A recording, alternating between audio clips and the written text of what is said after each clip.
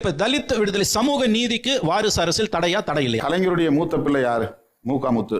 அல்லது கலைஞருடைய அடுத்த நிலை யாரு? மூக அழகிரி. ஸ்டாலின் அவர்களுக்கு முன்னால பல மூத்தோர் இருக்கிறாங்கல்ல, அப்படி போகல. அது அரசாட்சி முறையில, மன்னராட்சி முறையில அப்படிதானே மூத்த வாரிசுகளுக்கு தானே இடம் கொடுத்துருக்காங்க.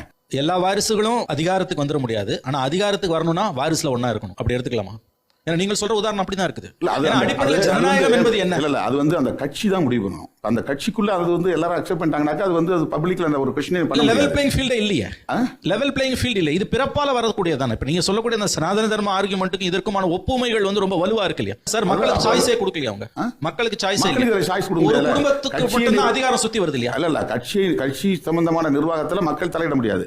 அந்த கட்சி எடுத்த முடிவு தப்புன்னா தேர்தல் அவங்க வெளிப்படுத்துவாங்க. தேர்தலே அவங்களை தேர்ந்தெடுக்கிறாங்களே. வாரிசு அரசியல் மக்கள் ஏற்றுக்கொள்கிறார்கள். அது வாரிசு அரசியல் அவங்க பார்க்கல. இப்ப இந்த கட்சிக்குள்ள அப்படி நிறைய பேர் இருந்தாலும் கூட ஸ்டாலின் ஏன் தேர்ந்தெடுக்கிறாங்க?